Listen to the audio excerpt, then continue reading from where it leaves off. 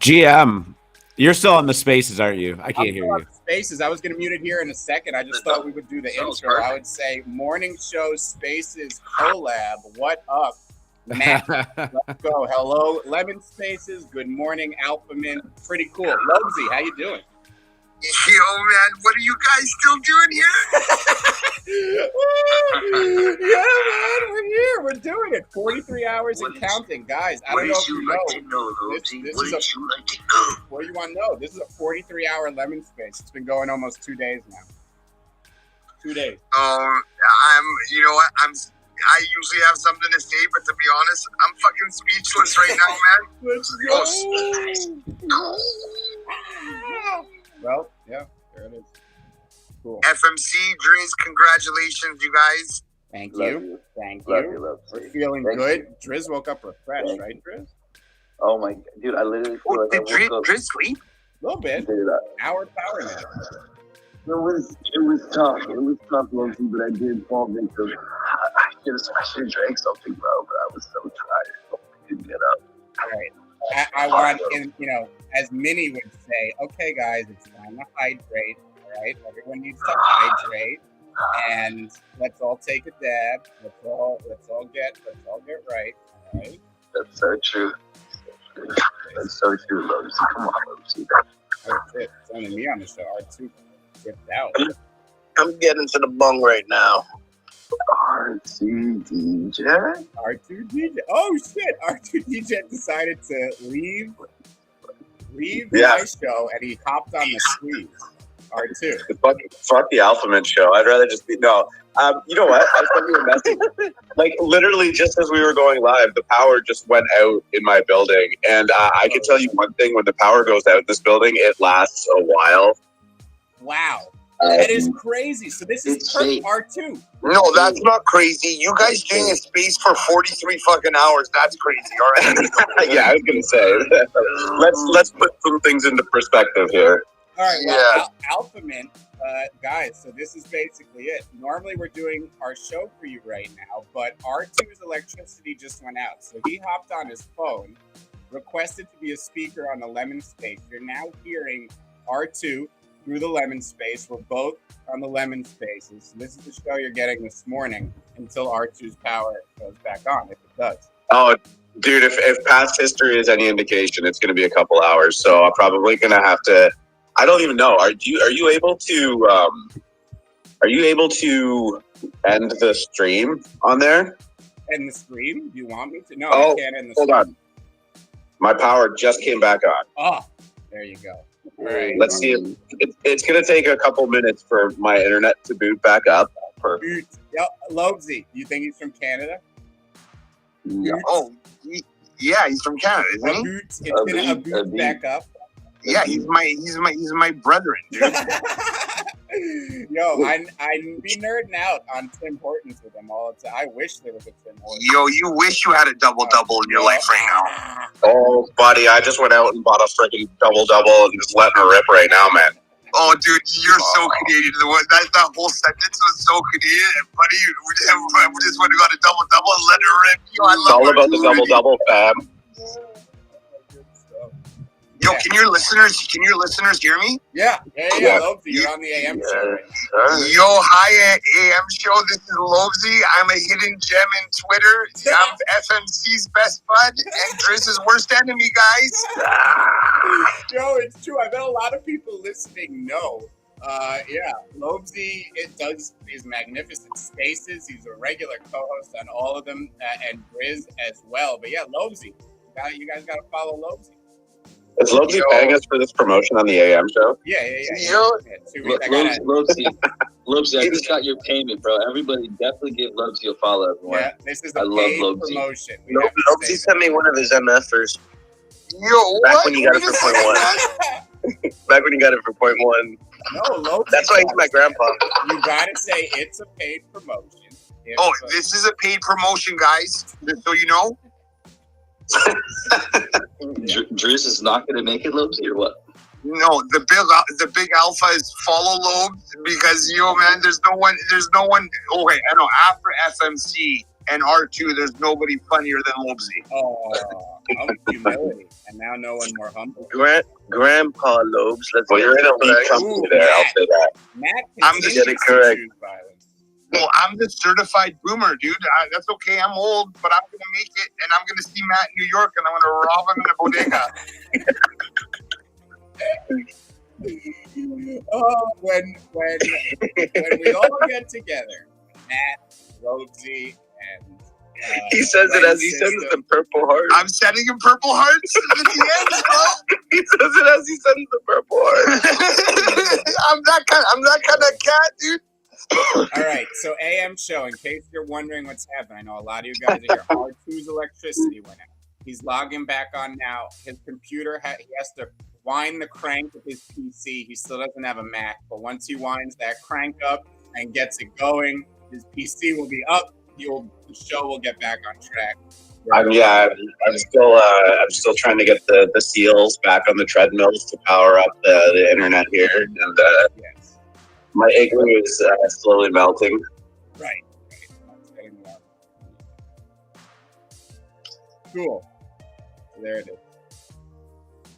Yeah, I mean, my internet should be up in a couple minutes, so I apologize about that. But I'm actually just amazed that my power actually came back on, and it could go out again at any minute. And if that's the case, then Is it we'll just deal with it. No, sir. me where you are right now? I shall. No, you know what? I don't know what it is. It's something about like the block. It's like the surrounding area will all have their power on. My block is like this spot on this grid that is just fucking brutal. Good. Yo, was Hales just in here? Can you hear me? Was Hales in? Yeah, we could hear. Hales was in here. Did you get in and dip? Yeah, she just got in and did. Maybe she. Maybe she was like, I've had enough madness for one night or one day or 2 days. No, 2 days she'd already dipped into here. This is like day number 3 for her. I know. Rosie. Multiple Rosie, times. listen. FMC's had 2 full sleeps Two full and Oh, woken up, you and the suck at space it. is still going. Oh, you suck a low team. I got it. Hales will get back in No, here. no. I think she was just perusing the terrain, seeing what was up. She'll get back in. It's just a matter of time. It's not even a song. Ooh, I like that though. Lobsy, what time is it in Japan? It's 11:40 p.m., sir. Did you mean Japan? Japan?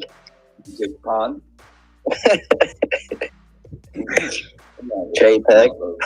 Yo, I just want to say hi to the homies, Miho, ISF Daily, Malcolm, Shut up. South. Metamaya. Yo, what's up, guys? Spider. Yo, my guy Spider's here. Malcolm. So many lemons. Spider. morning. Here, producer. Bro, the lemons are always ready to go, For man. real. I mean, 48 hours a day.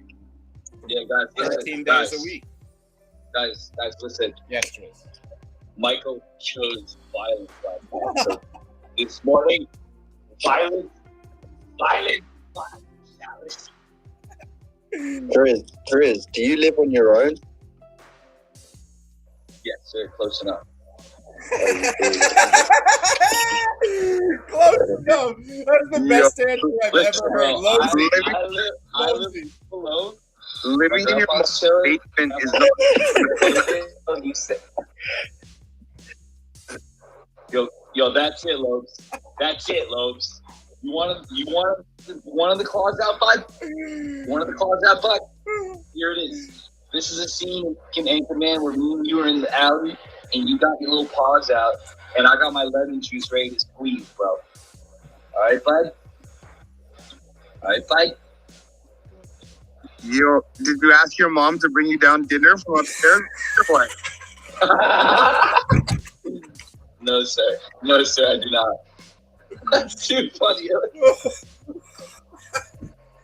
That's it, man. That's it.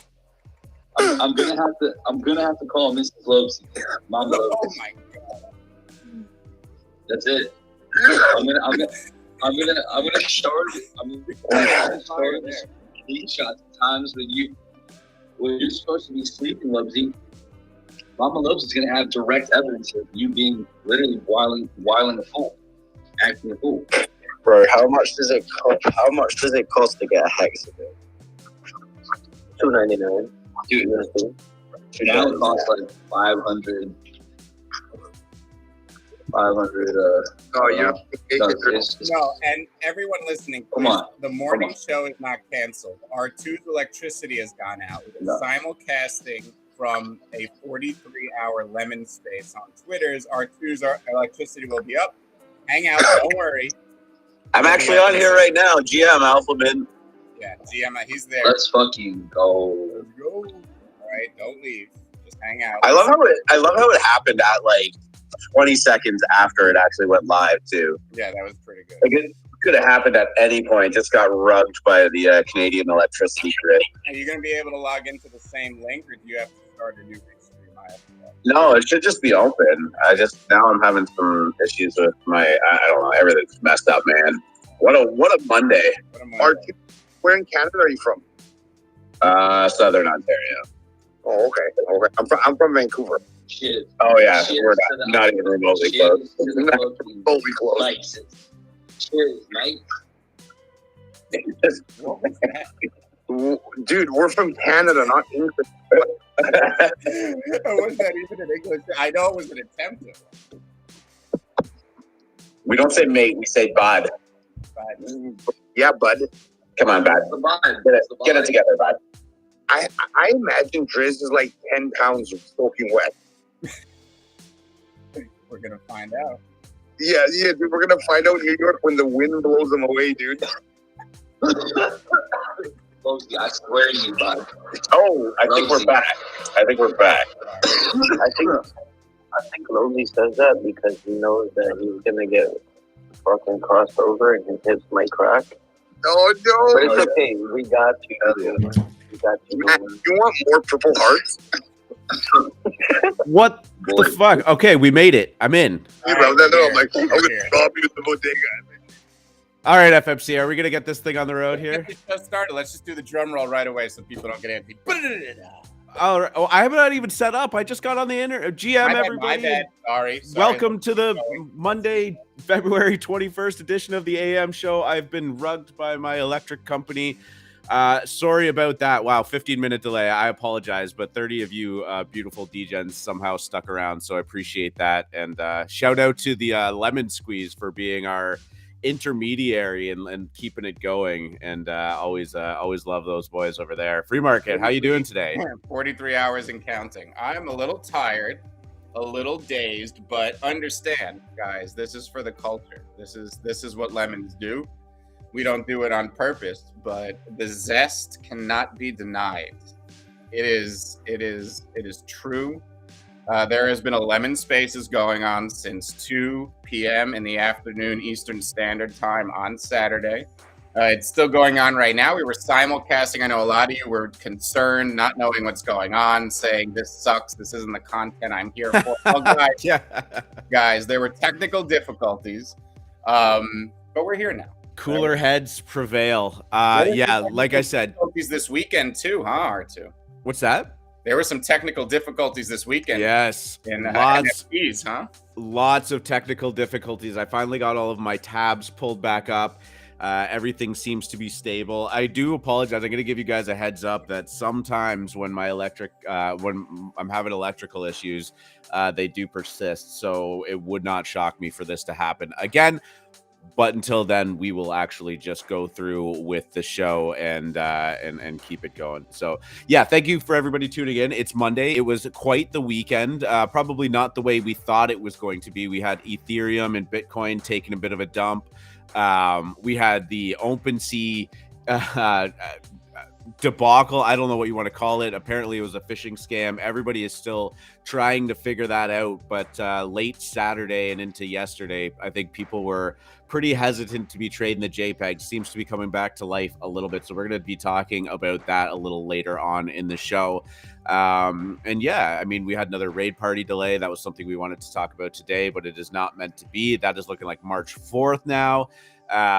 We have a big week coming up this week. StarCatchers is going to be dropping tomorrow. Wonderpals is going to be dropping. Invisible Friends is going to be dropping on Wednesday. So there's going to be lots of content every single day this week. What is today? What is the holiday in America? President's Day. There's a grouping of presidents whose birthdays all fall on this week in February, starting with George Washington's birthday today. He sounds familiar. Additionally, this Monday is a bank holiday, and then the rest of the week kids usually get off from school. Sometimes it's the week before or after, depending on where you live.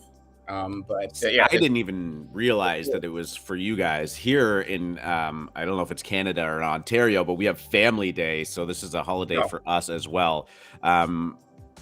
Not nearly as epic as President's Day, but tell me, because in the Northeast, largely this is framed as winter break in the sense that like people ski around here, and the kids to get a week off from school often to go to the mountains and stuff to ski. So it's called President's Week or winter break usually. And yeah, there you go. Yeah, we have our March. It's in March break we call it for the spring break. So, but yeah, you know what? I gotta say, like, as chaotic and ridiculous as all of the hack that went down in terms of NFTs, it kind of felt like a really good, I don't want to say excuse, maybe just justification to step away from the computer. So yesterday, I actually I used a golf simulator for the first time. Oh, nice! Yes, I love that. It was actually surprisingly good. The putting is frustrating as shit, but yeah, it was a lot of fun. I've never done that before.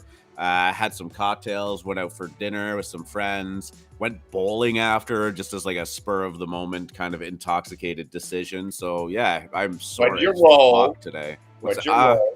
I don't know. I think I broke 100 once. None of us are particularly good bowlers. So I don't.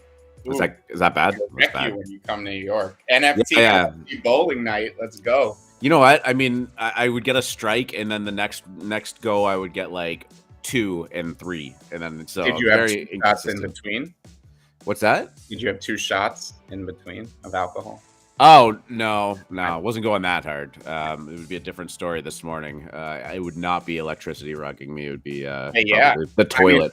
I would say last week was one of the quietest, busiest weeks ever in NFTs, especially with the backdrop of EthDenver going on. I think a lot of the news, at least in our industry, was driven out of EthDenver. It was. Let me ask you this: what is EthDenver? Is this just an Ethereum-focused conference, right? No, and I would say it's a very important conference, especially in terms of education and people on the forefront of like the bleeding edge techs, even within blockchain.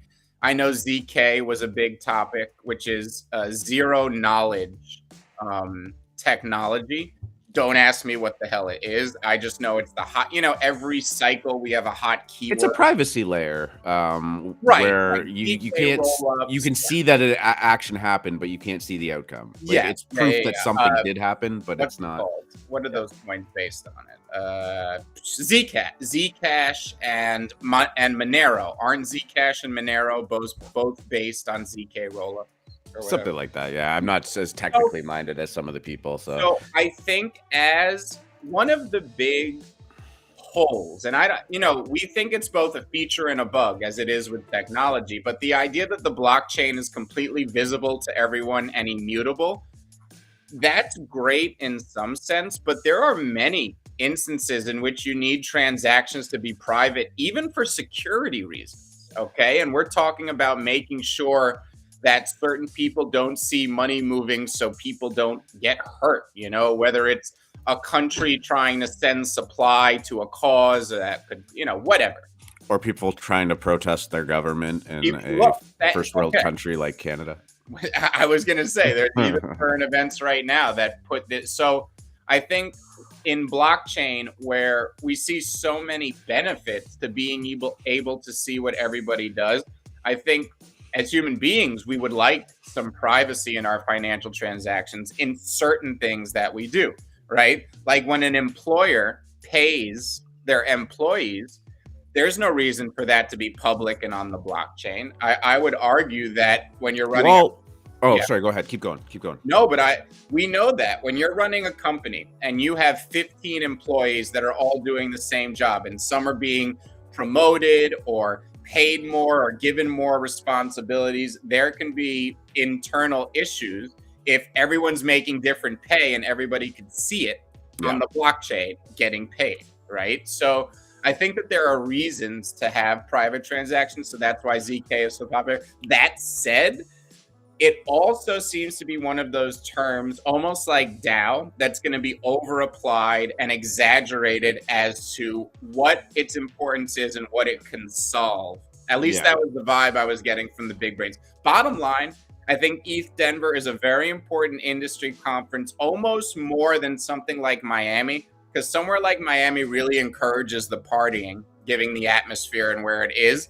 Denver encourages everyone to be inside. Denver in February, for sure. Like this conference is a business conference. We're going to host it in Denver in February. More shit gets done at EthDenver. So I'd say it's a very important conference. And don't get me wrong, there were I'll even go into some of the awesome things that happened at EthDenver that were serious business. But yeah, so I think it's a very important conference. And of course, it was defined by the meme of our Lord and Savior Vitalik Buterin dressed like a Muppet baby for most of the conference, failing to even put on pants to go to what is arguably one of the most. This is our guy. So for the last 2 days of the conference, he was dressed as a buffacorn. And if you don't know what a buffacorn is, that is a buffalo mixed with a unicorn. He was dressed as this buffacorn for days. Nobody knew it was him, and then he revealed it on the last day. So after coming to work in his pajamas, like a sullen teenager being dragged through the airport by his parents on the way to a family reunion, he dressed as a mythical creature and hid himself for days. Now, I would hope that this man has 24-hour security of the highest caliber from both the Mossad and the U.S. Black Forces. I want him with the highest security known to man, but his way of getting around without being noticed seems to be dressing up like a furry. I love how just in this picture, he's just so casually sitting there. This drink down at the bottom has like been spilt. It's just like leaking onto like the electrical this cables doesn't seem and to stuff. bother him at all. He's not worried. He's got whatever is on that clipboard is of the utmost importance. So he looks so much more comfortable than when he's wearing normal clothes and being asked a question like a human being. You know what I gotta say though, when he was on the Up Only podcast, I was a little bit surprised at how well spoken he was about things. Like he was pretty casual and with it, honestly. Yeah, he's he's grown up in the spotlight. He is not very old, and I mean he was like a teenager.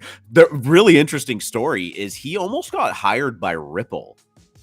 They were in the process of getting him a visa to go over to the States to work for Ripple from Canada. XRP?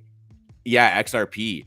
And they weren't able to do it. There were some hangups in the visa process and how long he'd have to be able to do that there for and blah, blah, blah, blah, blah. Didn't end up working out. Like he all but had the job, but it just didn't end up working out. And then he did not take it and went on to start Ethereum. I think he'd already kind of had it in the background or was working on it. But, you know, there's another timeline out there where we are talking about Ripple and not Ethereum. We love XRP. Oh, anyways, yeah, let's move on. Let's talk about the crypto. Haven't even turned the music off yet. I am just in a complete disarray this morning. But GM to all you DJs. I love seeing all of the GMs in the chat. And I know, right? They actually posted the AM show in the Nest at the 44-hour Lemon Space. So, nice. If you guys know, the place where you pin tweets at the top is called the Nest. I did not know that. Twitter Spaces.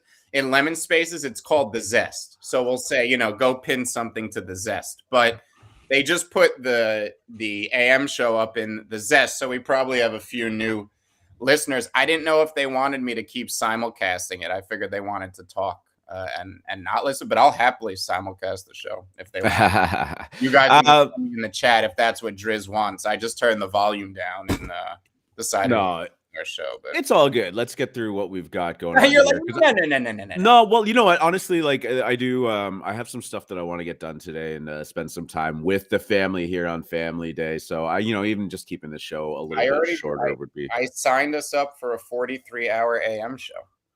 Oh, that was today. Fuck, yeah, I got my scheduling wrong. Yeah, we're on hour 1 now. Oh my god, dude, I can't stay up past 10 o'clock at night. I don't know how people do this stuff and function.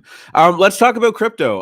Bitcoin kind of smashed below that $40,000 mark, sitting at 38.7 right now. ETH bounced back up in the brief period that we've been prepping for the show to 2,700. Broke that that mythical $2,800 mark that we've been talking about as something that we need to hold before things get ugly.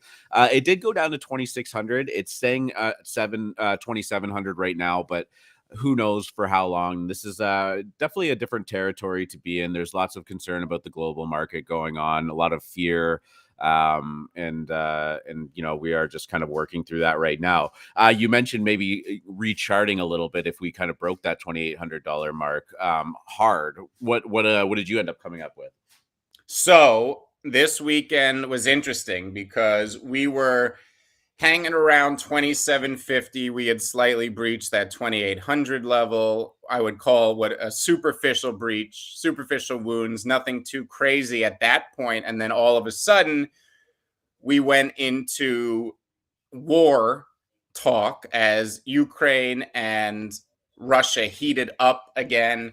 U.S. troops were rumored to be positioned on certain borders, et cetera, all that good stuff. So market starts to tank. We also had the OS hack and the EthDenver conference. And for better or for worse, there is the trope that most tokens crash during their conference. A crash is a bad word, but most Bitcoin and Ethereum like to pull back anytime they have these conferences. You had these three forces playing into it. We pulled back to 26 and everyone was scared. All of a sudden we started to fall on this Ukraine stuff. And then quickly we snapped back on, Ukraine and the United States had a talk. It seems to have gone well. People are backing down. We rallied all the way up to 2,750. Then I come in this morning. We're back at 2,600. I was like, uh-oh, what are the rumors now? Talks didn't go well. And when R2 brought up crypto, I chuckled because I looked and we're back at 2,700 right now. So it seemed, my gut is telling me that I really think the worst is over. I feel like a rally is setting up, and any of these superficial breaches we're seeing right now below just feels like everything's about to rally. I actually think Ethereum and NFTs are going to rally together for a very brief period. I mean, it could be maybe a week and a half where we actually see both rally at the same time. At that point, we both have overarching seasonality catching up to us, plus the liquidity suck that's likely to happen this week, along with who knows what type of fatigue. And then I don't know when we're getting Ape token, but that could also be a situation where sell the news occurs. So we'll see. Yeah, I always wonder if people look to these like EthDenver type conferences as like something huge is going to come out of it, rather than it's just like a networking space and getting everybody in the same room, especially with COVID making that difficult over the last 2 years. And maybe there was like a little bit of a superficial anticipation of something big coming out of there, and that's just typically not the case. And it might have just been that kind of idea that there was always a predestined kind of drop built into that, but I don't really know. So you mentioned NFTs and Ethereum kind of potentially going on a run here. I think that this is going to be a big week for us. And actually, if you look at some of the floors on NFTs, despite the Opensea hack, which we're about to talk about, things have been doing pretty well. There's been a bunch of projects that have really caught fire and gone to some really high highs. I've got the MFers queued up again. Again, there's no reason for it. It's just the MFers. NFT Worlds is still going absolutely ballistic, and 3Landers minted, and that is sitting at almost a 2 ETH floor, right? So it's not like all is lost. And gas has been honestly phenomenal during this time. Oh my God. I've seen gas at like 29 the other day or something. You said MFers. You said MFers, right? Don't even get me started. I am about to DM you a link, okay? We talk about, I could go into my same spiel because I got to say, all weekend, and you know, I've talked about this a lot, R2. I could bang the table on something for I don't know how long, but the moment it rallies to 6 ETH, you know, and no one will buy it, but then the moment it rallies to 6 ETH, everyone wants to ask me, should I buy, motherfuckers? No, stop asking me that question. And I've talked many times about my reasoning. People want to know what I see in a project like this. I've talked about how iconic Sartoshi is. This meme doesn't. This is the greatest commentary. There's nothing else. Easy, Tiger. We got the MFers coming up. I should have said it. I'm sorry. Put the meme up. Put the meme up that I sent. Oh, the meme that you DM'd me. Yeah, that's what I'm talking about. Not MFers. Put this meme up. Look at this. Sartoshi doesn't miss. 11:30 p.m. It appears that there could be an exploit. We suggest you don't do anything with NFTs. 11:58 p.m. It appears to be contained. 11:59 p.m.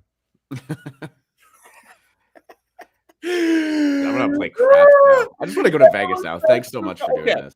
Okay, so this hack is happening live. Now, mind you, as I told you at the beginning of the show, and as some of you may have heard in the pre-show, we have been doing a 44-hour lemon squeeze as of 10:04 a.m. as we just glide over 10 a.m. This attack happened live while we were on this Spaces.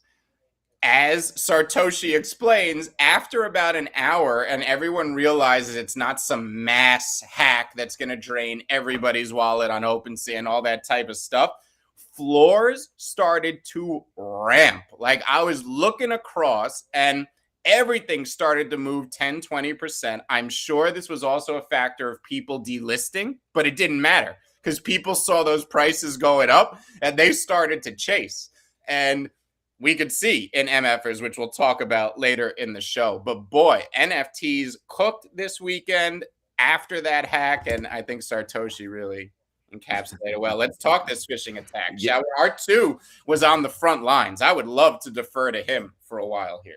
Yeah, no, I mean, it was pretty crazy. It was Saturday night. I was kind of winding down my afternoon, evening, getting ready to, have some dinner, watch a movie with the wife and whatnot. And all of a sudden, I saw some panic going on in the DGen dojo. And lo and behold, there was reports of wallets getting drained of NFTs.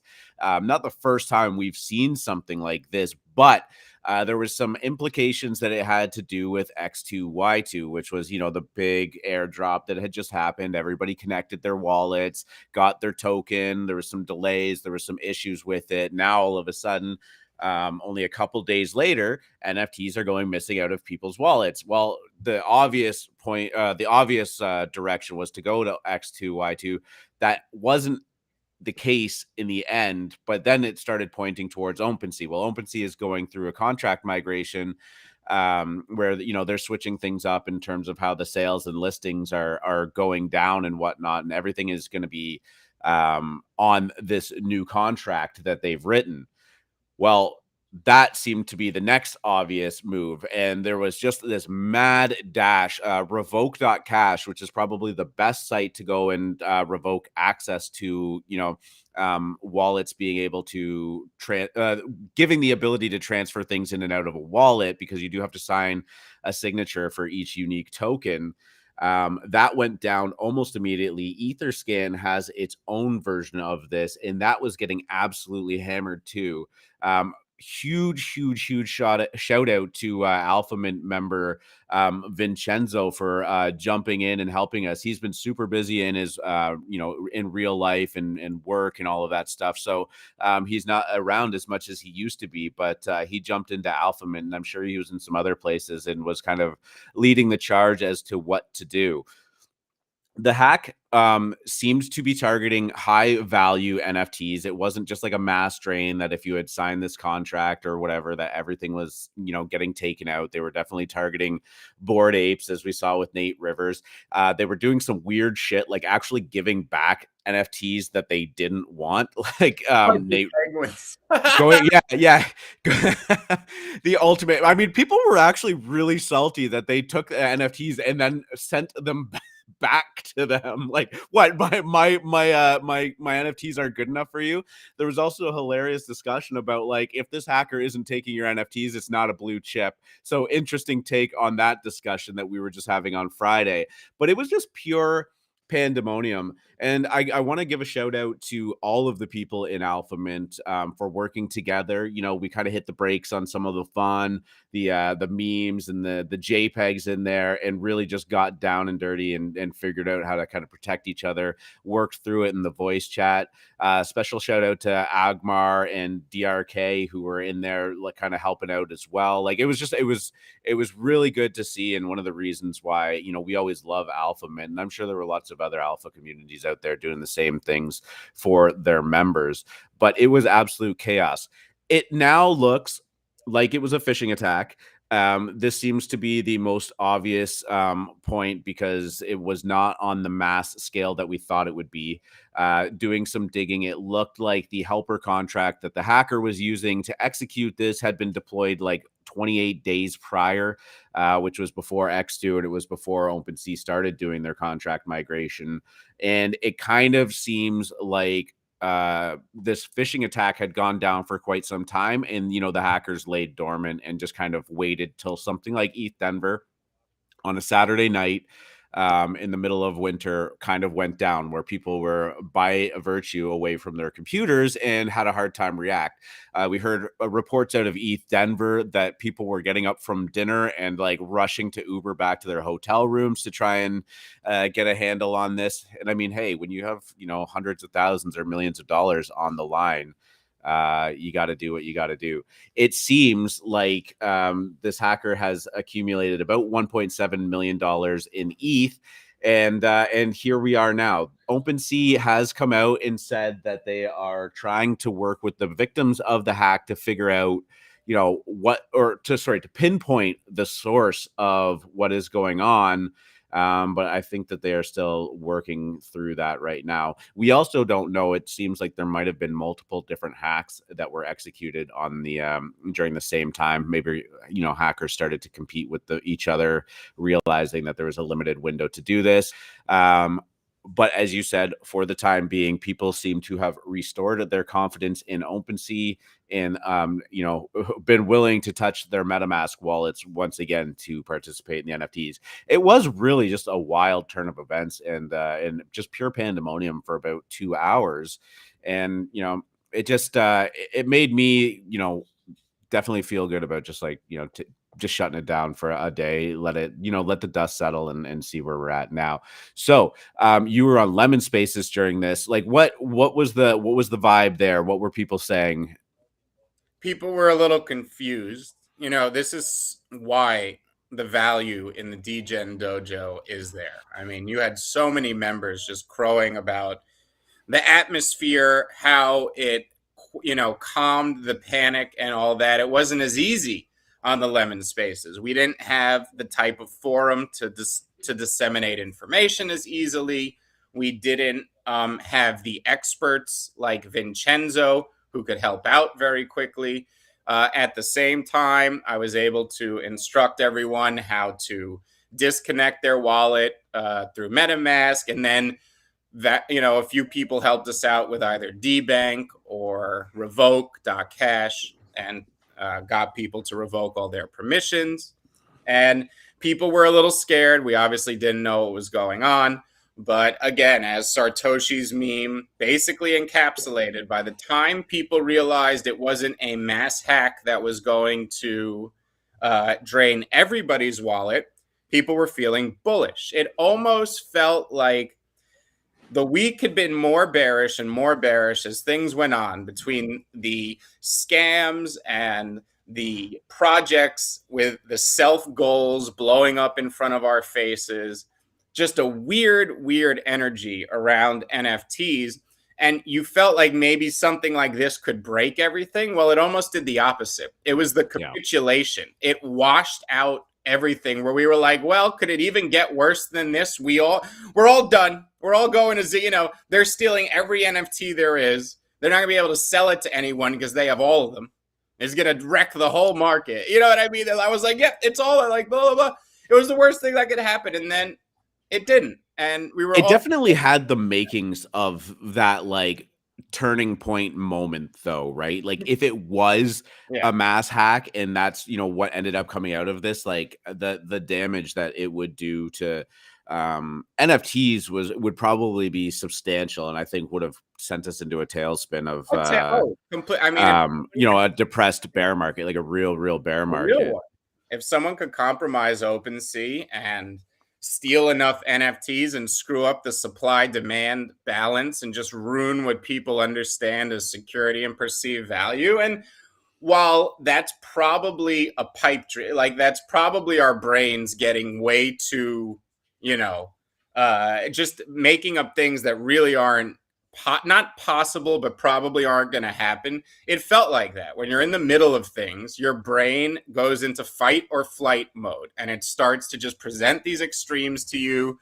And yeah, it was very like, wow, could this be it? And then when it wasn't, it just felt like it cleared the decks. It was like, wow, everything's behind us. The scams are dead. They're all out of the way. We have the biggest week in NFTs coming up. We just survived this huge hack. EthDenver is over. We all got a bunch of ether sitting there in our wallets. Let's buy some fucking NFTs. And that was best displayed with MFers, which really, I don't like to use the term blue chip a lot, and I still won't say it about MFers, but boy, is this what was being said all over Twitter.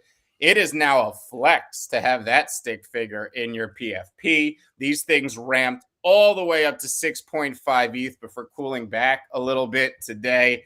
And yeah, just like I always say in markets, the event you think could be the worst possible thing may be the best. It's darkest before the dawn. It cleared everything out. Now we have a great week ahead of us. It feels good, right? It almost feels like there's that sense of camaraderie once you get together with everyone in that voice chat or the group text or whatever. You figure it out and you have that at the end, that sense of relief. And now, it's kind of like this rallying cry of like we survived the great NFT hack of February 19th. Yep. It's good. I mean, it was so weird to watch everything go down on Twitter. Like Nate Rivers was out there being like, I don't touch my emails. Yeah. I don't, I'd never migrated any contracts on OpenSea yet. And, he lost his Bored Ape due to it and still trying to figure that out. So if it's true, I mean, it's going to be hard to figure out where this phishing actually originated from. But like, I mean, again, in a hilarious turn of events, the hacker took his Bored Ape, sold it, and then sent him back 50 ETH. Sure, not the fair value of the Bored Ape, but like, what is going on? Like 50 ETH, he just sent it back. Like it was like 10 minutes later, he's like, hacker just sent me 50 ETH. Which floor should I sweep? And then people were just back in there being like, have you seen this project? Oh, like nothing it's happened. amazing. It's amazing how people. It's like, oh wait, did you say shill me? Oh, I could. Yeah. No context, no whatever. It could be the middle of just fucking mother's funeral. Like, oh, shill me. Yeah. All right, sure. Did he say shill me? Well, the rule. Yeah. Well, just wild stuff.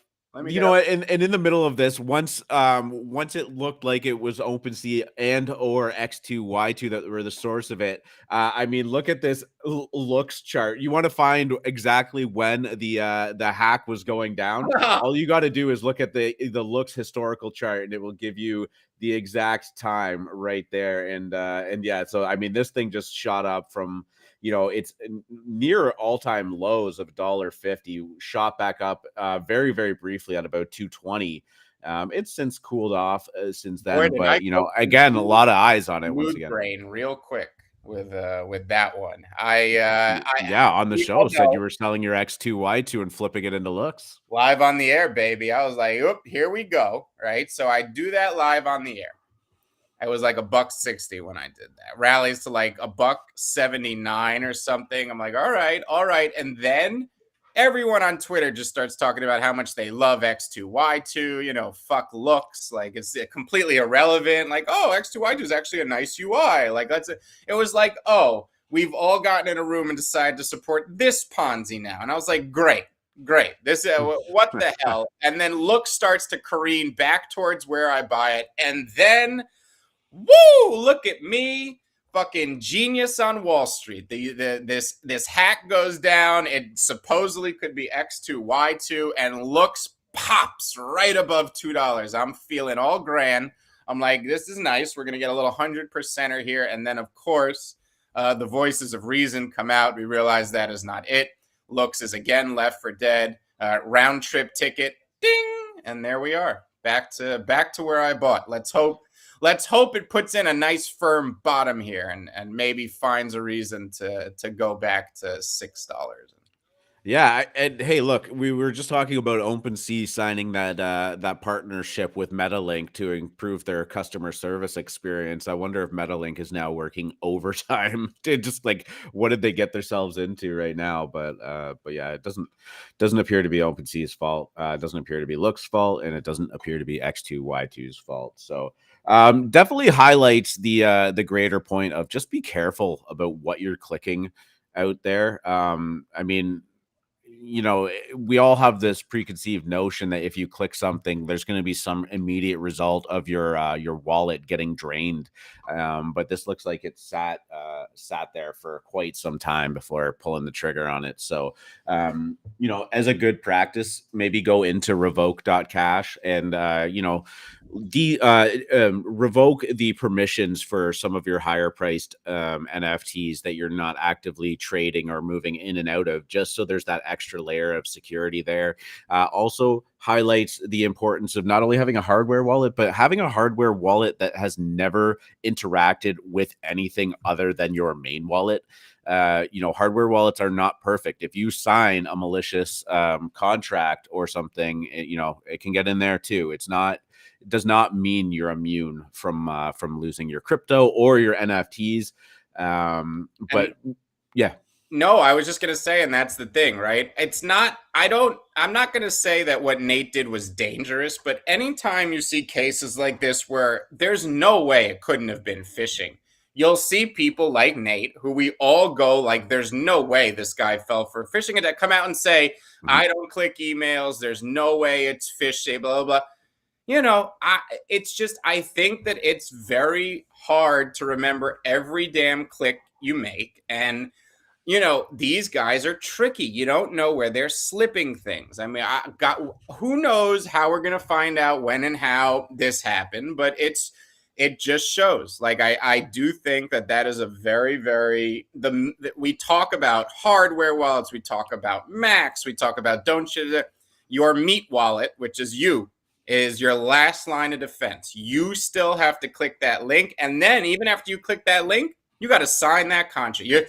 Before every single hack, the last thing that happened is you sign that contract. Now, what was sneaky about this is they signed that contract a while ago. And this, so it's not like, it wasn't like instant, like, oh, I did this thing and I fucked up, right? Yeah. So that's why maybe Nate has no clue what's going. Who knows when he clicked that?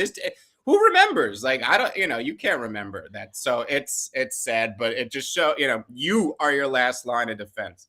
You, like, if there's any fucking doubt in your mind that signature, like I've done it before on signatures that are probably legit all the time. I just reject it. I go back to start and I just say, I don't know, something felt weird. Maybe it's me. Maybe it's not it. I just want to make sure this is the signature coming from the thing that I clicked. I do it all.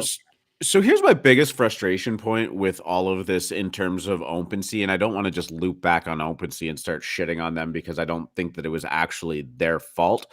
But like I'm just pulling this, like this was the thing at the top of the banner here while it was going down. And just, we're also, I gotta say, Opensea was very late to the party too. It was like 5 hours after it went down that Opensea actually responded and put something out, which makes me think of like who was doing what and where. Like, do they not have people like actively monitoring stuff 24 hours a day? They're a $13 billion company. You would think that they probably have crews around the clock, looking into stuff or addressing something, right? At the top banner on OpenSea, they put, "We're continuing to investigate rumors of a phishing attack originating outside of OpenSea.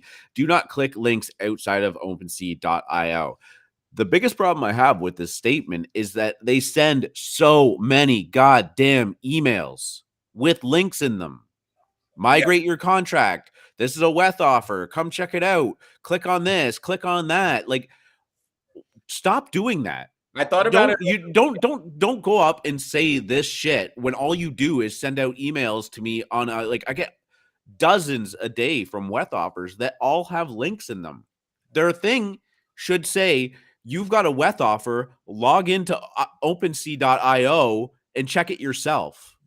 Right? It should just be a notification, not click this link and go right there. It would materially hurt their volume if they ceased all, like, let's say the only emails you could get were just like pictures of your offer, like you couldn't click on anything. It's just an alert essentially from OpenSea that says you got. Do you think it dramatically hurts their volume? Not in the slightest. Well, because what's the calculus for that? Like, because I'm glad you said that, because over the weekend I thought to myself, why don't they just cease emails with links?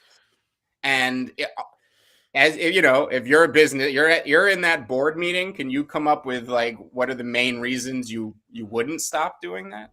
I don't know, because they should be able to go up there and say, "Look, we'll never send you a link." Much like people are like, "We'll never DM you first," or "We'll never ask for your password." Like, it should be a staple to be like, "We will never send you a link. You know where our website is. You know how to get into your own MetaMask account. Right. You know how to get into your account. Here's a WETH offer. Go check it out yourself." Right? Yep. Like, that should be a pillar of their security statement. But when you're getting dozens of emails a day, I'm sure there are people, and especially if you don't put it under that threshold, or if you don't set a threshold on it, are getting hundreds of emails a day with links in them. You think it's not difficult for a hacker to slip one email in there where you're just not paying attention? Like, I just, by default, don't check them anymore, and that's fine.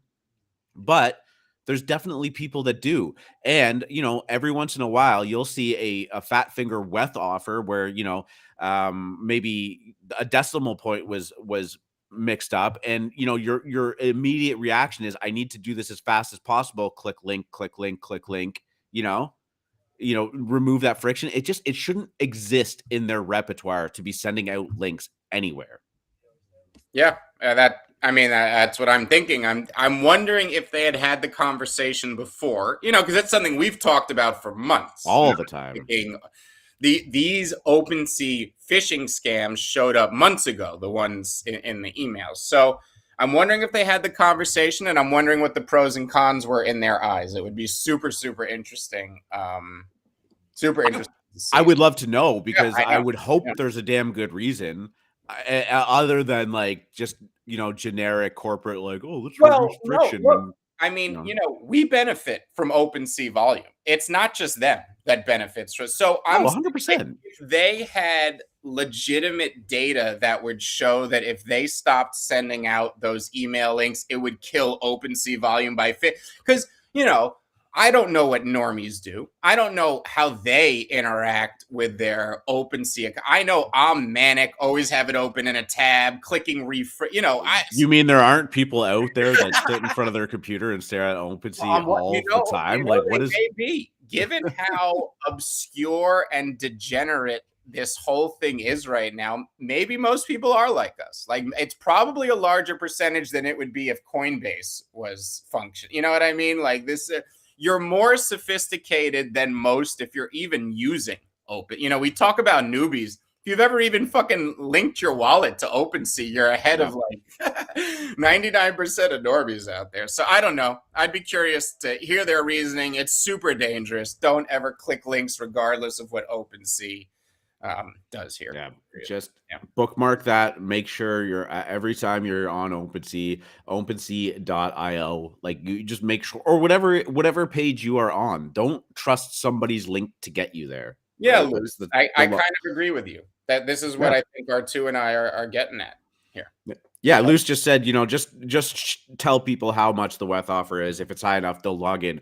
100%. I think so. I don't think it would hurt it that much. It'd be interesting to see.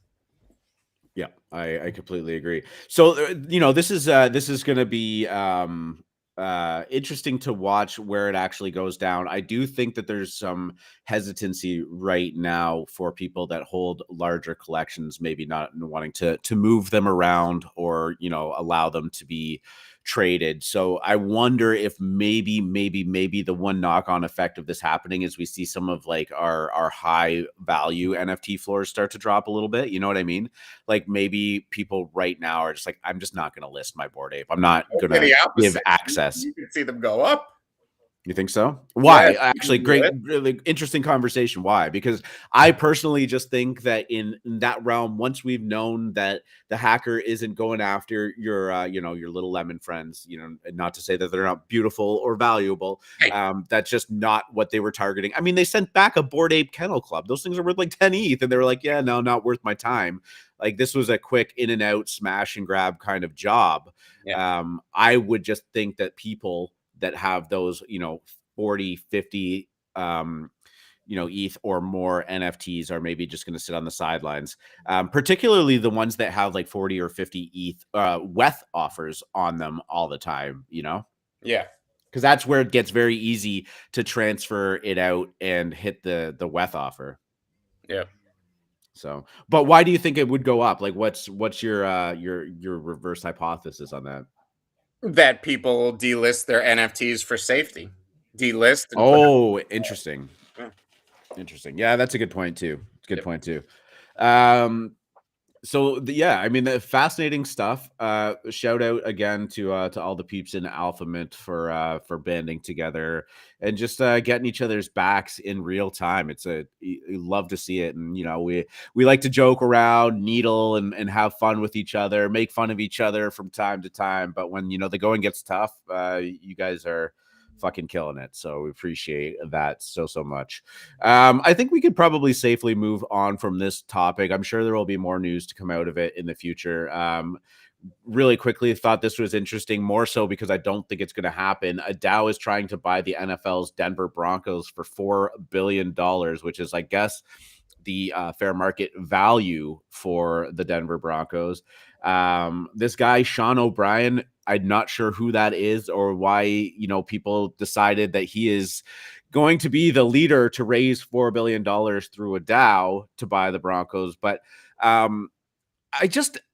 this to me is not like a DAO proposition that actually works. This to me seems like more like a marketing, or I don't know, right? Like we've talked about this in the past. We've kind of hypothesized what makes a DAO work and what doesn't.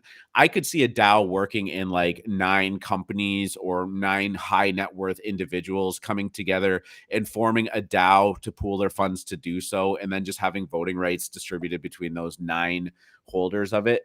This, I think, is just I think that this is just a marketing ploy or something. They have some plans to, if they can't raise the $4 billion that, you know, they're trying to raise at least $1 billion so that they can use it to leverage partnerships with other people that want to get in and buy it in the, you know, the traditional finance world.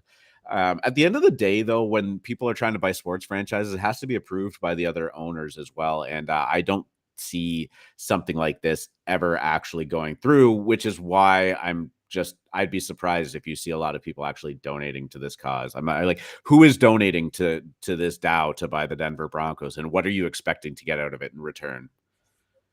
Yeah, I think when I talk about why I don't believe in most DAOs, it's because I think the central thing we're all realizing now, whether this is an Olympus DAO, Ohm token, whether this is an NFT project, or whether this is the DAOs that form for niche reasons like buying a sports franchise, they're all about community. And I know that sounds stupid and cheesy and like all we say. It's like the only thing we say. Blah, blah, blah, blah, blah. But in order for a DAO to be successful, I think people have to have a very, very acute goal that they all agree on. Not where we necessarily know how we're going to get there, because that's why you need the DAO votes, and that's why, you know, you have the structure that you're going to have, but that they're very, very, there's very much, that it's complete agreement on the goal at hand, right? Now, why do they want to buy this? Now, maybe there are enough people who can contribute money who feel passionate enough about this that it would work from the DAO end. Now, as R2 says, I don't think the other owners would accept this deal and actually allow it to happen, but I don't even know if the DAO on that end could get that type of money and support for something like this, or would it work as a DAO structure? It seems very complicated to run the Broncos through a DAO unless the DAO votes to give complete control to Serpy. I don't know. We will see. I think there's a lot of hurdles here, but I love when we see these things. Like, this is just like the Constitution DAO. And also the successful DAOs, whether it's Party DAO or whether it's Flamingo DAO or whether it's Nouns DAO, they really excite me, because the ones that are actually successful in doing it right, I think, are models that are breaking the mold. So I love to see stories like this, but there are a lot of hurdles, and we'll see if they can execute on what they want to do. Yeah, this article does mention the Constitution DAO, and I was just like thinking, you know, I could just imagine this DAO raising $4 billion, and then Ken Griffin of the Citadel CEO fame coming in and buying the Denver Broncos for $4.01 right out from underneath them. Right. I mean, that, you know, I think that's a very good point, is that, and the next, like, the next DAO that attempts to do something like this better not tell anyone how much money they've raised. And the thing is, that's why you need ZK rollups, right? Because this is another great example of what we just talked about, where there are certain things that need to be private, like how much a DAO has in its wallet to bid, because any wealthy person can just go, okay, $1 more, $1 more, until they know the DAO has reached its limit. Yeah. And yeah, you lose any kind of leverage you have. Right. You have no leverage in a negotiation when everybody can see exactly how much money you have. So yeah. Actually, you see that every once in a while in bidding wars on like Opensea or something like that. Like, you can see how much money they have in their wallet, and you can kind of just keep pressing them until they anytime I want to buy something like a special NFT that I really want, I go look at the person's wallet, who it's in. I go check out the history on their listings. I do detective. I'm trying to get into this person's head and figure out how I can get them to accept the offer I want to make for that NFT. We all do it. And I mean, of course, this is the blockchain. It's immutable. I can figure out a lot about you based on your wallet, what you've bought, who you hang out with, what spaces you hang out in. I could tell a lot by what you own in your wallet. We have some raiders into our stream here from Kokode. I think they wanted to. I know. I was just actually going to say Kokode is dropping in right now. I sent them a link, so they're going to be here any minute. No, they're in there right now. We just got. Oh, they're in here right now. Just toggle them on. Yeah. You want to bring them on right now? I think this is Bomo, who we've met, and Godfrey. I believe Godfrey was the translator we had the one time that we had them on the show. Bomo, how are you? Hey, hello. Oh, fine, man. Good. Congratulations on the drop and the reveal of Kokode. Поздравляет вас, Бомо. Спасибо большое, что опять мы в вашем эфире. Очень здорово все прошло. Надеюсь, все довольны. Очень рад быть с вами. Thank you very much for letting us in again one more time. We are very happy. Thank you for saying nice kind words of congratulations, and we're happy to be back with you. Yeah, amazing. We're happy to have you back up here. Just for some context for the listeners that don't know, Kokode was a project that we were kind of working with during their launch process. They have a game kind of on the horizon. The reveal of their project just happened late last week, and they had a very successful mint out earlier in the month. Free Market and I have had great things to say about it. The art looks really, really good, and I think that you guys have something special you are sharing today. Бома, ну, вас похвалили за проект. Может быть, что-то есть особенное, что бы вы хотели добавить сегодня и рассказать об этом слушателям? Особенное у нас в скором времени мы покажем новый roadmap, где покажем, в частности, что мы будем делать в дальнейшем постепенно, потому что мы решили ускориться с нарисованием масок. Мы наймем дополнительных артистов под руководством Мельба Марат, чтобы маски вышли быстрее, чем мы планируем. Также у нас выходит обновление по игре. Также будет у нас конкурс в игре. Это будет спидран. Это на скорость люди должны будут собрать 42 монетки. И за это получат щедрый приз, что мы в скором времени объявим. Пока две вещи. Okay, so yes, we do have some news. Bomo will announce the new roadmap.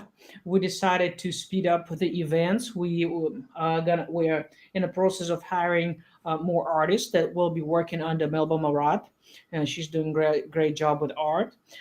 Then we're gonna have a renew update on the game, and also we're gonna have a speed run, which people will have to, in a very short time, collect 42 coins, and they will get a very handsome prize.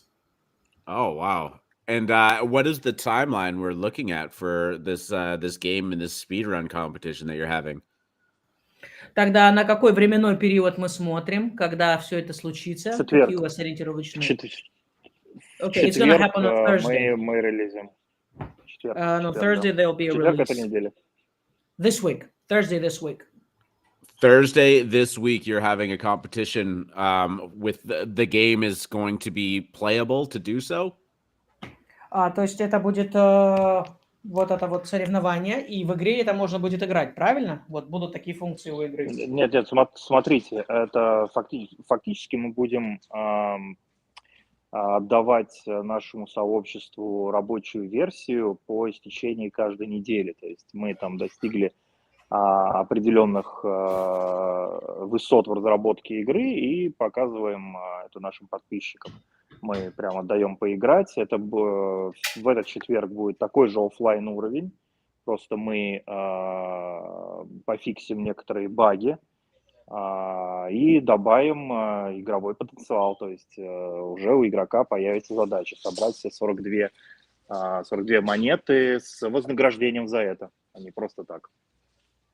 Well, actually, it's not a full game, okay? It would be every time we create a stage of the game, we're going to release it. And now, this time, the people won't be able to just look around. They'll be able to play and to have some competition. And so as soon as we release certain part of the games, our followers will be able to play that part of the game. That's really exciting. Sorry, FMC, go ahead. No. That's really amazing. I'm looking forward to this. I actually have a few of these characters. I assume I'm only going to be able to use one at a time. Does rarity play into the utility of my character right now? I know the game isn't quite developed yet, but I will want to brag. I pulled a number 41 Kokode as far as rarity goes. I'm wondering if my guy has any advantages in this competition that's coming up, maybe not in the whole game.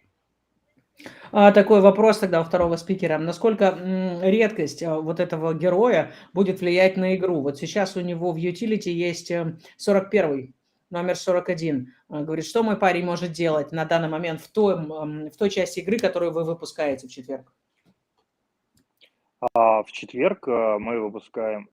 Смотрите, у каждого Kokode, как вы заметили, естественно, помимо того, что у него есть трайб, это племя, к которому он относится, один из 4 племени. Соответственно, не у каждого Kokode есть оружие за спиной, есть странные шапки, головные уборы. Это все не просто так, это элементы игры, это способности вашего Kokode, которые будут в дальнейшем доступны в игре. Но на данный момент это все будет доступно ближе к концу года, когда мы будем уже тестировать бету-версию, это будет где-то осенью. Вот тогда вы сможете уже увидеть на деле свои способности. Вот где-то так. Okay, so as you understand, we have 4 tribes in the game, right? So your guy would belong to a certain tribe, and that tribe has certain features. As also, if you notice, the characters, they have certain weapons. They have hoods, they have hats. Some of them don't have weapons, but the full spectrum of all the instruments and weapons and everything will be towards the end of the year when the full game would be released. Right now, it's just it's just to play, to touch, to see, to get in.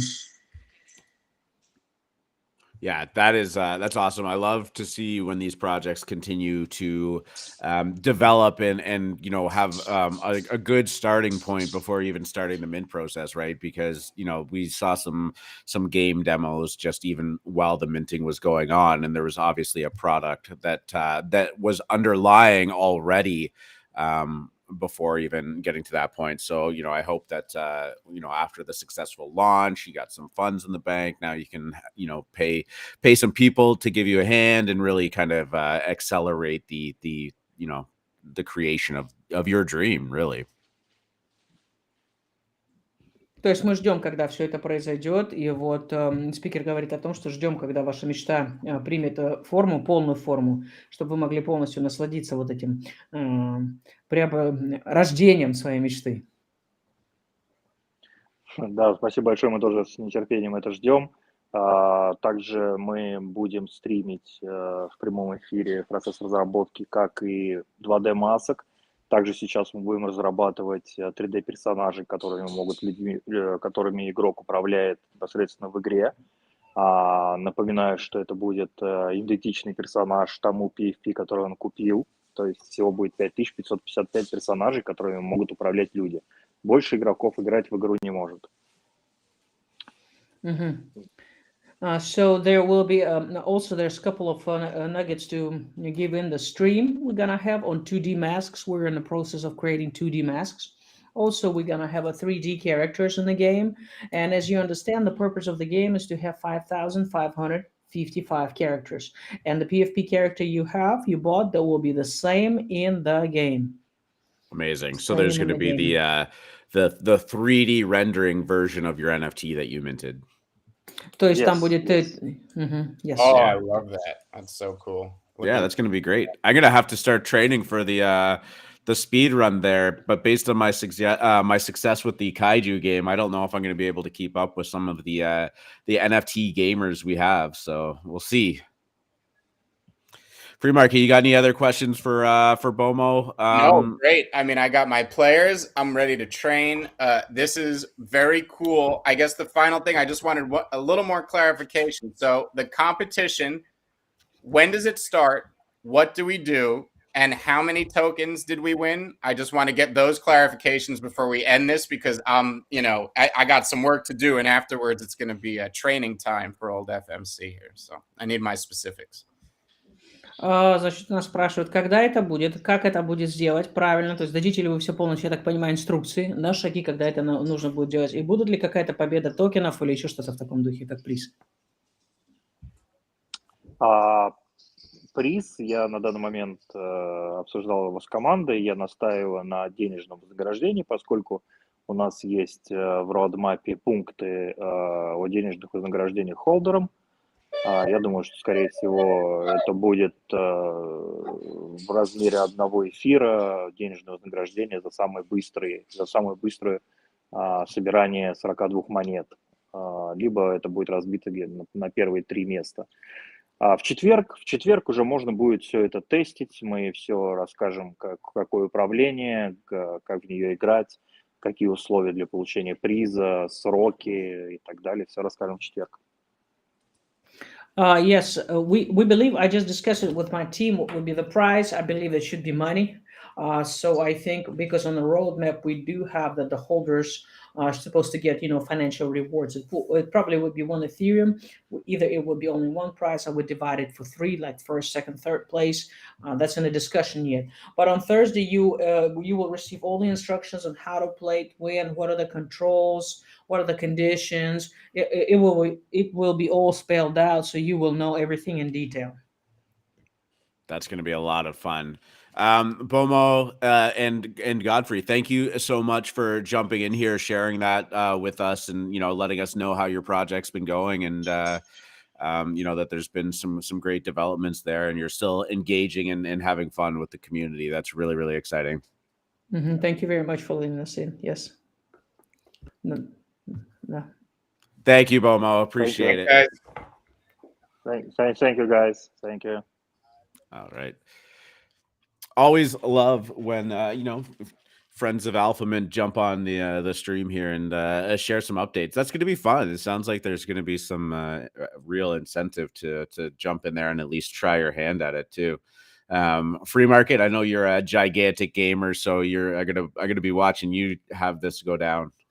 I bet you I was better at Rooftop Rampage. You see, I'm not a big gamer, but once I get in there, the only reason I couldn't hang with the Minecraft is, I don't know. I don't even know. What was your high score on Rooftop Rampage? I don't know. I didn't get a chance to play. That was it. I had to, come on. Don't be out of pocket. Don't be out of You're just being modest. I know. It's all good. All right, let's keep this show going. Give me some input on Kaiju Mutants. What's going on there? This is something that's being minted. They're sitting at a 1.3-ish floor. Oops, I went back to the Vitalik picture there when I tried to refresh. But they're looking pretty good, and they continue to develop as well. It didn't end up rewarding any spots from the game, or they did, but also did some other mechanics. Do you have any insight on what went down? I don't have insight on what went down, but I'll tell you right now that these mutants, if you look at the art, it is some of my favorite art being released, period. Okay, that just period goes without saying. Number two, what's very interesting to me is how these mutants are going to be incorporated into the larger Kaiju ecosystem. Now, you are going to be able to create mutant DNA from these mutants. Now, I assume that's by combining our waste with them. I'm not sure exactly how yet, but once you get this mutant DNA, you get to combine it with a baby. That baby is burned, and we get something else. Now, I will tell you, this something else is redacted. It is something I am very excited for. It plays into the Kaiju game. That is, I think what was mind-boggling to people was that this Rooftop Rampage, this was a pregame. This was here, play with this for fun for now, just so you could get why. The larger when you saw the graphics, the gameplay, the smoothness, the everything about Rooftop Rampage, it got me so excited for the larger game. We're in the game right now. I think people are still dismissing Kaijus, not understanding. We're playing the game right now. We're making babies. We just got these mutants. There's going to be combining. We're going to get our final set of, we're going to have, baby. This is what people aren't getting. Babies are going to start to become rare. People are going to be burning them to create these redacted. People are sleeping on babies. They're sitting at 1.6 right now. It's mind-boggling. They're going. Cass is yelling it from the rooftops right now that mutants will produce scale. You're not even paying. Kaiju is so slept on, so head down, just working, that people are ridiculous here. Like Kaiju babies, they're about to start burning them. The babies themselves are going to be super rare. That's why I love picking up the plain ones off the floor. You're going to keep your rares, your St. Nick hats, your neons, your ones with multiple rare traits, all that. Burn the commons, create these redacted. Oh, I'm so pumped. And, man, I can't wait till this reveal. I'm going to have to DM Dots today and ask him exactly when that is. We will see. But like I said, if you haven't been in the Kaiju Discord and checked out the previews for these mutants, just mind-boggling. I know R2 puts them on the screen there. Too good. Too good, I say. Yeah, they look fantastic. We got to get Dots back on here. He has And, been like, if you guys knew, like, this game was just 8 weeks of constant head down work. Like, they had just, the reason he was able to come on the show, I think they had just finished it up. They were in this like very brief quiet period right in between Mutants, finishing this game and Mutants. They had the Coinbase announcement. I cannot wait to get Dots back on the show. I just know it is mayhem over there right now, getting everything ready. And kudos to that team. Execution, baby. Ether Orcs and Kaiju Kingz. I don't know teams that execute like this. I know teams that talk. I know teams that promise. Execute? They just continue to do. Well, here's a team that we can see if they're going to execute right now. 3Landers minted out on the weekend and are sitting at a pretty incredible nearly 2 ETH floor. Pulled back a little bit to 1.55, but I think that this is a good looking project. The art style is very clean. I think that these are going to make brilliant profile picture. They're going to be brilliant profile pictures, especially if the diversity of them looks as good as I think they can. But congratulations to anybody that minted one of those. That is an incredible run up there pre-reveal. They are supposed to reveal, I believe tomorrow is the day, February 22nd, if I recall correctly. And I think I'll double check in the Discord, actually. I think it was supposed to be a random like stealth reveal. What's your take on these? Neither of us were able to mint one of these, but I know some people in the DGen dojo got their hands on them, and they were actually sitting at a pretty tangible secondary price of 0.4, 0.6. I didn't pick any of them up myself there either. I did not think that they were going to get this high. I thought 1 ETH would be the top of their upside pre-reveal, but here we are. Yeah, well, I'm actually really impressed with 3Landers. In fact, I want to shout out the Morning Squeeze because Driz is actually rocking his pre-reveal 3Landers right now. What a cook over the weekend. This was a Thai artist, okay, very well known overseas. I mean, the art just pops. You can tell that you can just, you look at certain stuff, it has the X factor. Well, these got off to, I guess you could call a slow start at 0.4.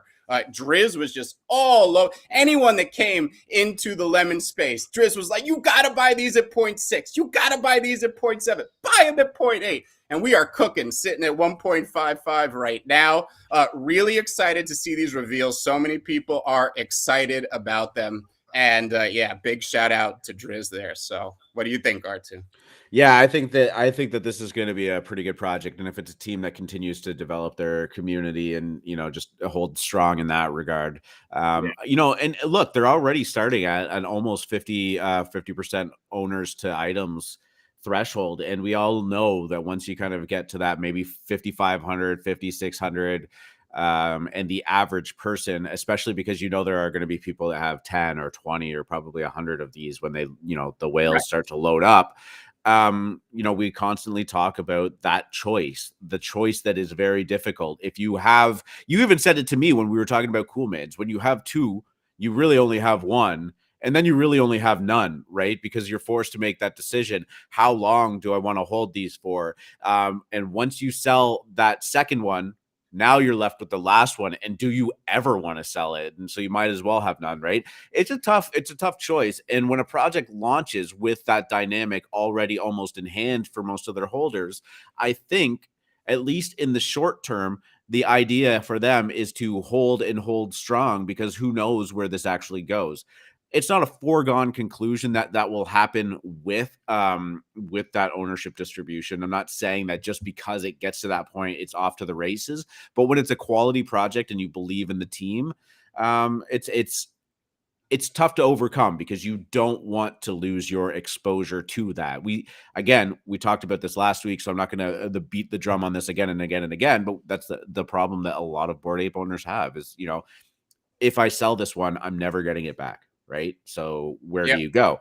Look, about that choice. This week we got Wonderpals, which I think this is one of the more aggressive limits for a high profile drop ever, which is you can only mint one.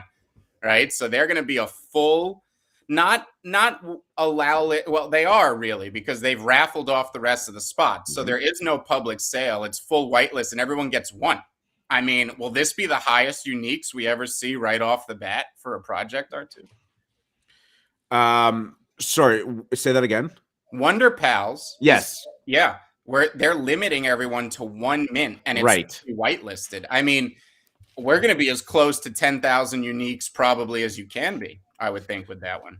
I would say with Wonderpals, if you have any predisposition against buying off the secondary, this might be one that you shouldn't be afraid of if you can get in it and get early and it's not ridiculous. Like if Wonderpals are sitting there on secondary for 0.5 and you have the liquidity to withstand that, barring any major turn of events with that project, which I don't see happening, I think that could be a good snag at that point. JCV is asking, what do you think 3Landers floor say for Wonderpals and StarCatchers? And I think it's a lot. I think people are rabid for minting these high quality projects. As we kind of mentioned in the past, sometimes high quality is its own scarcity. And, looking forward to what's going down this week, I think that a lot of people are going to be jockeying for position to get one of these perceived high value NFTs. And Wonderpals only allowing you to mint one, StarCatchers only allowing most people to mint two. Some people higher up on the ranking get some for like a slight discount, and I think the highest rank, which there aren't very many of them, get an extra mint as well. But I just think that this is an example of a bunch of projects that really seem to be getting it right in terms of their mint dynamics, in terms of the strong but organic or relatively organic communities that they're building within their Discord. Weather Report kind of got knocked off that pedestal, but I still do think that StarCatchers and Wonderpals can follow in 3Landers' footsteps. And then, of course, Invisible Friends is going down, and I think that is anybody's guess, but that seems to have so much ridiculous hype that I could see that one probably in terms of floor price surpassing them all, at least pre-reveal. I mean, it's obvious all of these are going to cook. I'll tell you right now, if you're on these whitelists, you've gotten free money. Congratulations. But I think the only question people has is each subsequent cook going to suck the liquidity out of the previous one? I think that's what everyone's wondering, because these are literally stacked right on top of each other one day after the other.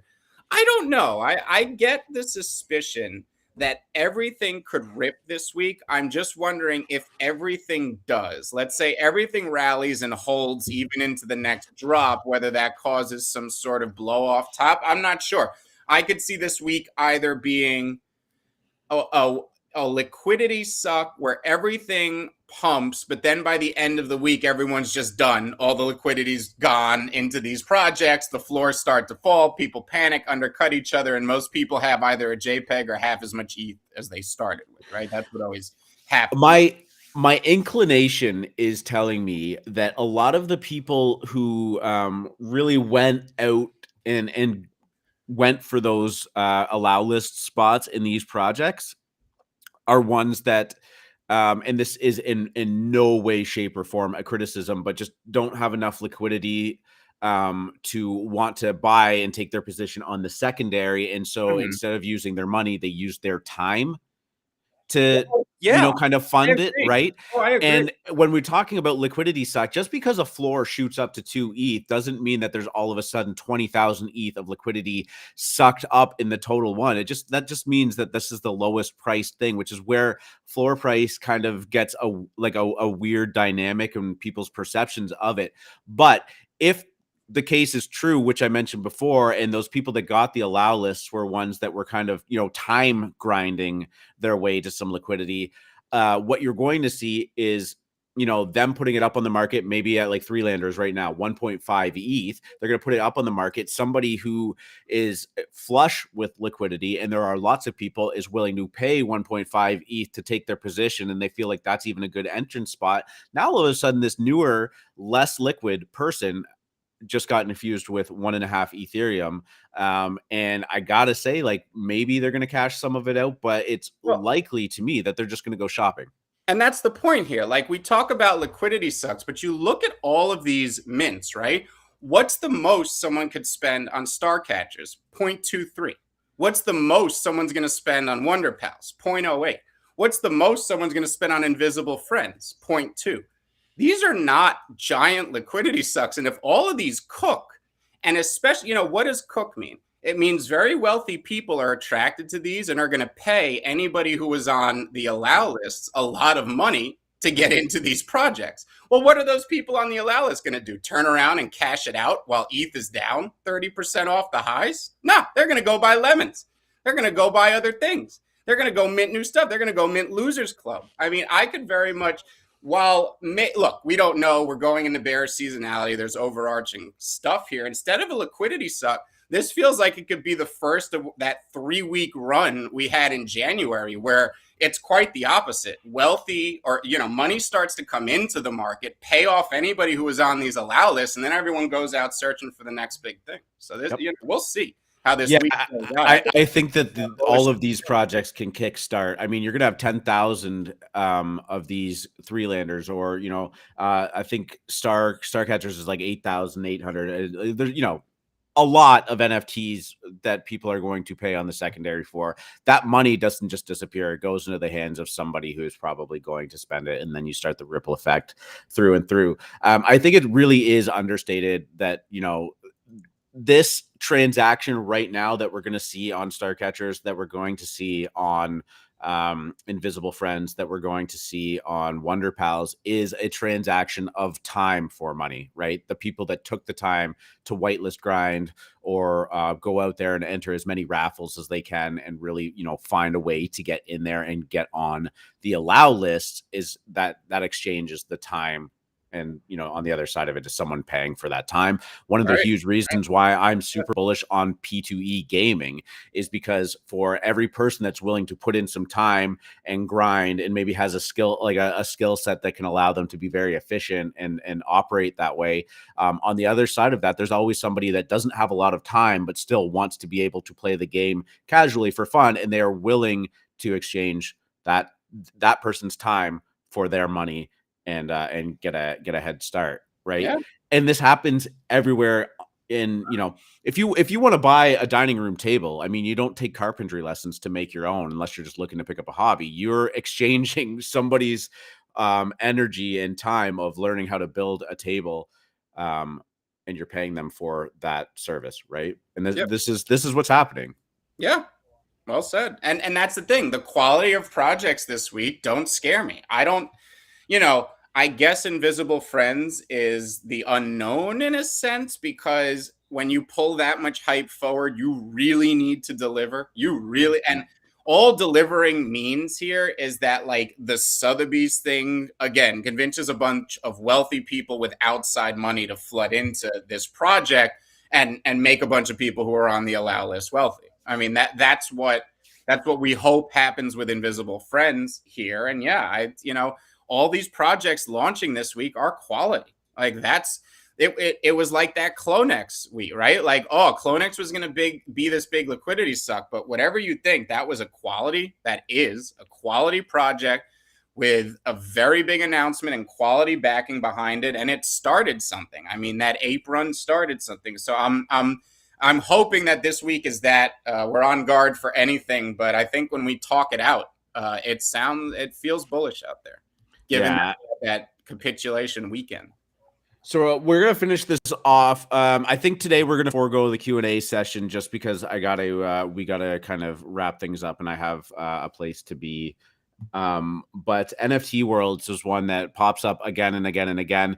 Just wanted to point it out. This thing has been on an absolute relentless tear, up to 18 ETH right now. And it seems like, I don't want to say 20 ETH is programmed, but I mean, it has been this up and to the right only trajectory. What's that?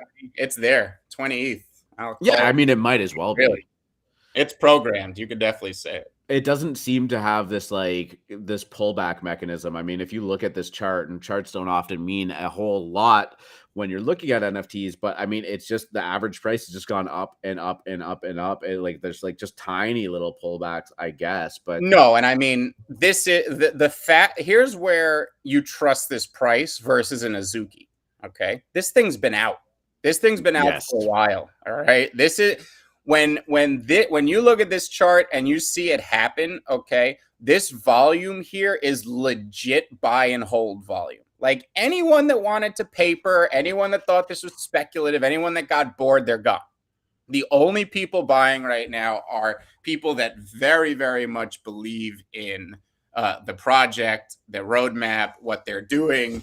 The World Token reflects this as well. I mean, this is adding to it is that anybody who missed NFT Worlds was aping into World Token over the weekend and is, sitting on a nice triple right now from where most people entered. So this is the story. This, with the exception of MFers, which we'll also touch on quickly, this was the story of last week and the weekend, irrespective of the bad stuff that was going on. Your two good stories here being NFT Worlds and MFers. And I don't know, this is the trend. This is the obvious underlying trend that never goes away. It's here.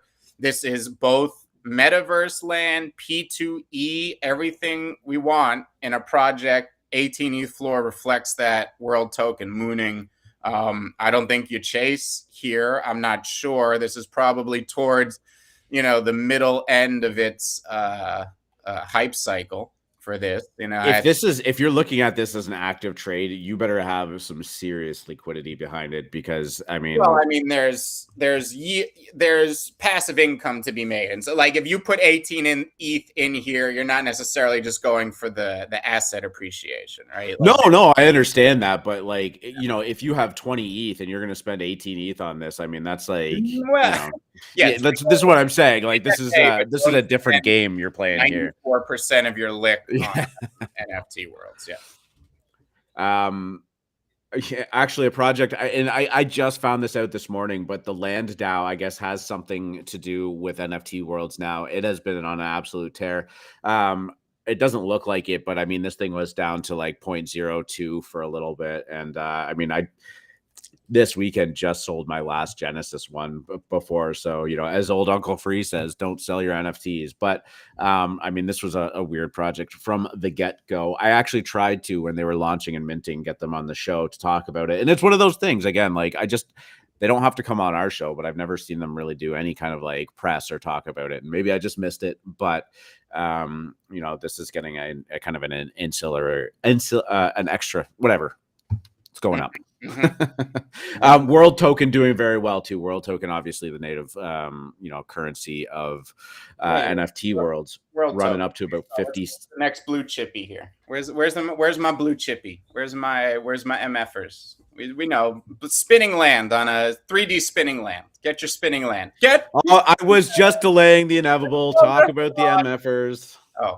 MFers. Let's talk about huge pullback here to 5.6 ETH. I know. I don't know how I'm coping this morning at 5.6, but let's just say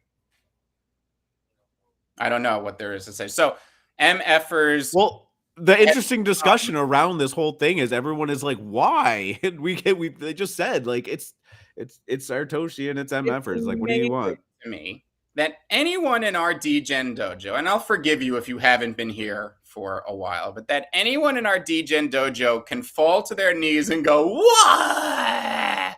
I told you before it minted. I told you after it minted. I told you during the pump. I told you after the pump. I told you during the bear market. I told you at the bottom of the bear market. I told you when it was coming out. I told you 2 weeks before it pumped. I told you while it was pumping. I told you during the pullback, and I'm telling you right now, MFers are a blue chip. They're going to flip punks, and you just sit and watch. Okay? Are a blue chip or are going to be a blue all chip? Right, are going to be a blue chip. I'm like, I know there's going to be people rewinding the clip from last week and being like, free market said, Nothing to do. What else do they have to do? I got nothing to do today. It's a holiday. We got no big mints till tomorrow. They have nothing to do. Go rewind those tapes. Get old Uncle Fred. And I'm gonna say, like, we are not bringing MFers up constantly so that I can, FMC can be up here and say, this is an incredible run. I mean, this is like we said not too long ago, 0.1, and has just gone up to like what 6.5 ETH. It was up to that high, yeah. Exactly. I'm glad Icon sees the comparison. This is the exact thing I'm saying about lemons. And in a month or 2 months or whatever it is, we're going to wake up. Lemon's going to be 6 ETH. I'm going to be like, well, I told you at 0.1. I told you at 0.2. I told you at 0.4. Yeah, it's the same thing. These were okay. I always talk about what makes something a blue chip. The most important factor is time, right? You want to see a project stand the test of time. And largely that's because you want to know the team is active and they're going to execute on things they say and the community, blah, blah, blah. This is like the anti-NFT team. This is the anti-NFT project in the sense that there's no team, there's no roadmap, there's nothing to do. It is what it is, a lot like CryptoPunks. And I was just going to say, that's what Larva Labs thinks of CryptoPunks. It is what it is. Take it or leave it. Yeah, and there's a few types of NFTs out there. There's crypto collectibles, there's fine art, there's P2E. Well, when it comes to crypto collectibles, you'd be hard-pressed to find a collection more important than MFers.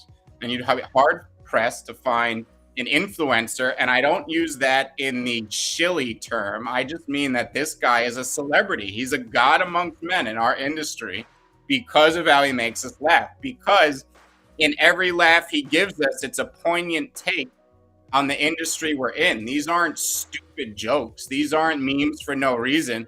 These are the succinct, brilliant opinions presented to us in absolute hilarious fashion by a master. And he is this brand. He is a culture, and he fractionalized himself into 10,000 shares. And now everybody owns 1 share or more of Sartoshi's brilliance. And this meme is going to ride anybody who owns these into blue chip Valhalla. And it's largely because of culture. And we talked about apes and why I think apes are a blue chip, even though they haven't arguably stood the test of time similar to punks. And it's because they have hit such a cultural trajectory that they will never not be relevant. Even if one day they are not what they once were, they are historic for what they are, and they will be relevant forever. This is happening right now with MFers. The people who are buying, we wonder like, oh, why isn't Lemons this and why isn't the people that matter don't start to buy these things until they're 3 ETH, 4 ETH, 5 ETH, 6 ETH. It's a flex for these people. And these people aren't buying things at 0.1 and hoping they go to 2 ETH for a 20x. They're taking large amounts of ETH and trying to double and triple. They're like Warren Buffett. They're not in there going for the 1000x anymore. They don't need to. They have enough ETH. They were buying MFers this weekend. Drifter Shoots. He was out there talking about, I just bought 4 MFers. Okay, these are thought leaders. These are the people everyone looks up to. MFers are undervalued. These are going to 10 ETH on this cycle. I'm sure they'll have a violent pullback. I'm sure there will be many ups and downs.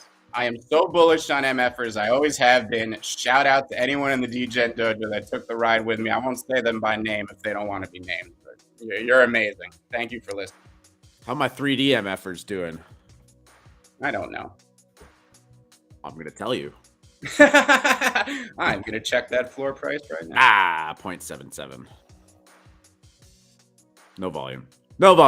All right. Yeah, I see some people talking about Kororo Beast. I've got it written up for the show tomorrow.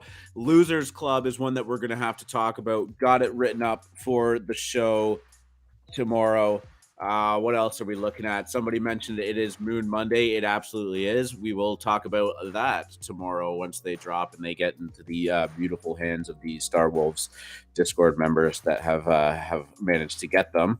But that's going to be a lot of fun. I don't know what else. We don't really have anything today. I think the only thing of note that I saw going around was this Bunny Buddies project that is minting today.